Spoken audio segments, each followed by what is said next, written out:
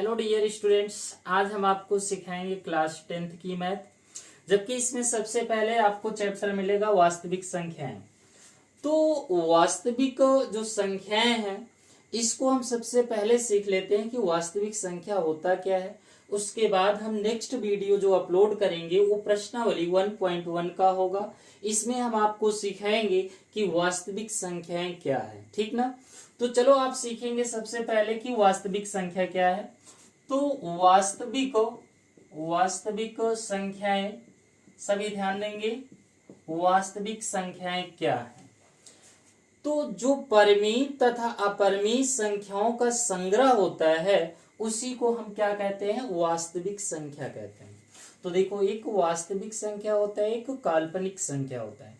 तो काल्पनिक संख्या जो होती है अंडर रूट के अंदर जो माइनस में होती है, जो भी संख्या माइनस में हो अंडर रूट के अंदर, चाहे जितनी भी संख्या हो, अगर लेकिन माइनस लग जाए अंडर रूट में तो उसी को हम क्या कहते हैं, काल्पनिक संख्या कहते हैं। ओके जी, तो ऐसे आपको याद रखना है काल्पनिक संख्या। अब इसी को छोड़कर जितनी भी संख्याएं आते हैं उन्हीं को हम क्या कहते हैं, वास्तविक संख्या। तो वास्तविक संख्या के दो पार्ट बनते हैं, ध्यान देना।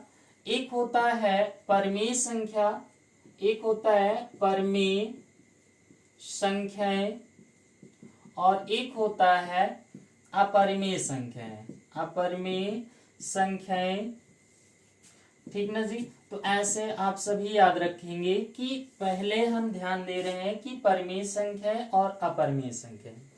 अब परिमेय संख्या क्या है और अपरिमेय संख्या क्या है, ध्यान देंगे। जो वास्तविक संख्या है उसके दो पार्ट हैं, एक परिमेय एक अपरिमेय। जबकि परिमेय संख्या जो होता है वो होता है P/Q के रूप में जो होता है उसी को हम क्या कहते हैं, परिमेय संख्या।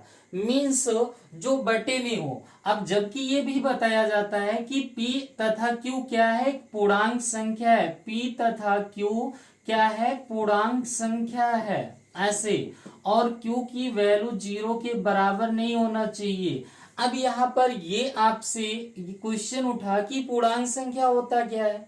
तो पूर्णांक संख्या आपके जो माइनस अनंत से प्लस अनंत तक होता है उसी को हम क्या कहते हैं, पूर्णांक संख्या कहते हैं। सभी ध्यान देते रहेंगे, बढ़िया से इसको समझना है।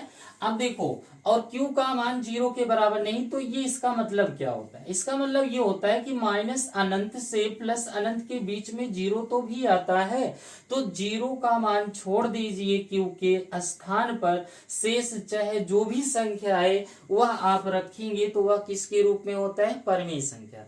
कहने का अर्थ एकदम सिंपल है। जैसे ये हो गया 2, ये परिमेय संख्या है। -2/3 है, ये भी परिमेय संख्या है। माइनस में हो या प्लस में कोई दिक्कत नहीं है, ठीक, वह परिमेय ही संख्या होती है।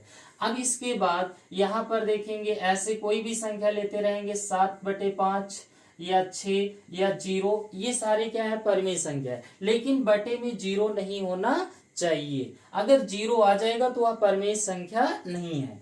अब देखो, तो होगा, अगर परिमेय संख्या नहीं होगा तो होगा क्या, तब होगा अपरिमेय संख्या। ध्यान देंगे, अपरिमेय संख्या के लिए बहुत सिंपल सी बात है कि कोई भी संख्या हो वह अंडर रूट में होना चाहिए। क्या होना चाहिए, अंडर रूट में। अपरिमेय संख्या अंडर रूट में हो या इसकी घात भिन्न में हो। किसमें हो जी, भिन्न में। 3/2 या 1/2। अब चाहे अंडर रूट लगाया करो चाहे इसकी घात 1/2 लगाओ, बात एक ही है दोनों, ठीक ना। अगर घात भिन्न में है या वो अंडर रूट में है, इस प्रकार की संख्या जो भी दिखती है वो क्या है, अपरिमेय संख्या। तो अपरिमेय संख्या को अब छोड़कर शेष जितने बचते हैं वो क्या आता है, परिमेय संख्या।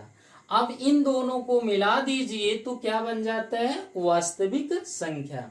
अब आगे ध्यान देंगे, वास्तविक जो ये परिमेय संख्या है, परिमेय संख्या दो भागों में हो जाता है। एक होता है पूर्णांक संख्या, पूर्णांक संख्या, और एक आएगा अपूर्णांक। क्या आएगा, अपूर्णांक संख्या। तो सभी ध्यान देंगे कि पूर्णांक संख्या क्या है और अपूर्णांक संख्या क्या है। तो पूर्णांक संख्या मतलब ये होता है कि जैसे ये पूर्ण रूप से कटना चाहिए, जो भाग में होता है, मीन्स P/Q के रूप में होता है। अब q से भाग दो p में पूर्ण रूप से कट जाए, मीन्स शेषफल 0 आ जाए, तो वही पूर्णांक संख्या होता है। तो इसका जो पॉइंट बनता है वही है माइनस अनंत से ये आप जाएंगे, जैसे -2 -1 0 1 और फिर 2 ऐसे डॉट डॉट डॉट कहाँ तक होता है, प्लस अनंत तक का। तो ये क्या हो गया, पूर्णांक संख्या होता है, ठीक ना। अब इसके बाद देखो जो भिन्न में है, जैसे नहीं कटते हैं, ये क्या है, अपूर्णांक, चूंकि ये कटेगा नहीं। 1/2 अपूर्णांक है, 1/3 ये अपूर्णांक संख्या। तो इस प्रकार से जो भी आएगा उसी को हम क्या कहेंगे, अपूर्णांक संख्या कहते हैं। तो यहाँ तक क्लियर हुआ, सभी ध्यान देते रहेंगे। और अगर आपने चैनल को सब्सक्राइब नहीं किए होंगे तो चैनल को सभी सब्सक्राइब कर लेना और लाइक जरूर कर देना। फिर आगे ध्यान देना जी, पूर्णांक संख्या ये हुआ। अब पूर्णांक संख्या जो होता है वो 2 भागों में होता है। कौन कौन सा भाग है, ध्यान देंगे। एक होता है ये ऋणोत्तर संख्या, और एक होता है ये ऋणोत्तर हो गया, और एक हो जाता है पूर्ण संख्या। ध्यान देंगे। अब ऋणोत्तर संख्या और पूर्ण संख्या क्या है, अब यही पूर्णांक संख्या का जो ये माइनस का भाग है यही ऋणोत्तर संख्या, और इसे क्या बोलते हैं, पूर्ण संख्या। तो देखो ये हो गया, मीन्स डॉट डॉट डॉट -2 -1, ये क्या हो गया, ऋणोत्तर संख्या, मीन्स माइनस अनंत से -1 तक ऋणोत्तर संख्या। पूर्ण संख्या जो होता है वो 0 1 2 3 ऐसे डॉट डॉट डॉट डॉट कहाँ तक जाएंगे जी, अनंत तक का। तो ये क्या होता है, पूर्ण संख्या होता है। देखो पूर्ण संख्या का मतलब ये 2 भाग में थे, जैसे कि एक होता है शून्य संख्या, इसको पूर्ण संख्या सभी ध्यान देंगे। आगे ऐसे पूर्ण संख्या, तो ये 2 भागों में हम आपको बता रहे हैं। जैसे कि ये होगा एक शून्य, ये अलग होता है, और ये क्या होता है, प्राकृतिक संख्या। तो सभी ध्यान देंगे, एक प्राकृतिक संख्या, एक ये शून्य संख्या होती है।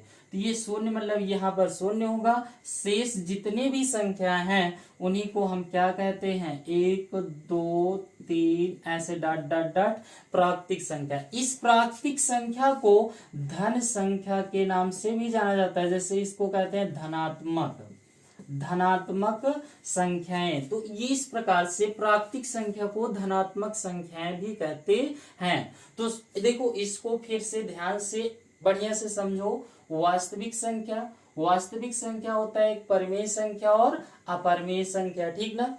तो परिमेय संख्या क्या था, जो P/Q के रूप में होता है वही क्या होता है, परिमेय संख्या होता है, जहां पर Q का मान 0 के बराबर नहीं होना चाहिए, उसी को क्या कहेंगे, परिमेय संख्या कहेंगे।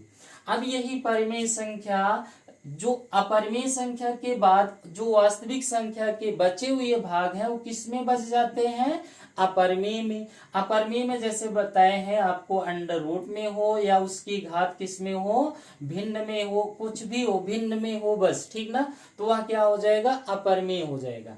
अब इस प्रकार से परिमेय संख्याएं 2 भागों में बांटा गया, जबकि एक पूर्णांक संख्या होता है, एक अपूर्णांक संख्या होता है। पूर्णांक संख्या माइनस अनंत से कहां तक होता है, प्लस अनंत तक का होता है। मीन्स पूर्णांक संख्या आपको बताएं कि जैसे भाग 2 P/Q के रूप में है, इसमें भाग देते हैं, भाग देने पर शेषफल 0 के बराबर आता है, तो उसी को हम क्या कहते हैं, पूर्ण संख्या कहते हैं। और ये अब इसी परिमेय संख्या के जितने जो भाग देते हैं शेषफल 0 नहीं आता है, वो क्या हो जाता है, अपूर्णांक संख्या हो जाता है। तो इस प्रकार से ये क्रिया हो जाता है। तो अब आगे देखो, ऋणोत्तर संख्या जो पूर्णांक संख्या वो ऋणोत्तर संख्या और पूर्णांक संख्या में बढ़ जाती है। ऋणोत्तर संख्या इसका माइनस वाला भाग ये ऋणोत्तर संख्या, और ये पूर्णांक ये पूर्ण संख्या है वो क्या होता है, 0 से लेके अनंत तक का वो हो जाता है पूर्ण संख्या। देखो प्राकृतिक संख्या जो था, आर्यभट्ट ने 0 का खोज किया, तो प्राकृतिक संख्या में 0 लगा दिया जाता है, तो वह क्या बन जाता है, पूर्ण संख्या। तो मीन्स जो पूर्ण संख्या है उसमें का 2 भाग थे, एक शून्य, एक क्या था, प्राकृतिक संख्या। 0 को निकाल दीजिए तो शेष कितने संख्या है, वो सारी संख्याएं प्राकृतिक संख्याएं कहलाती है।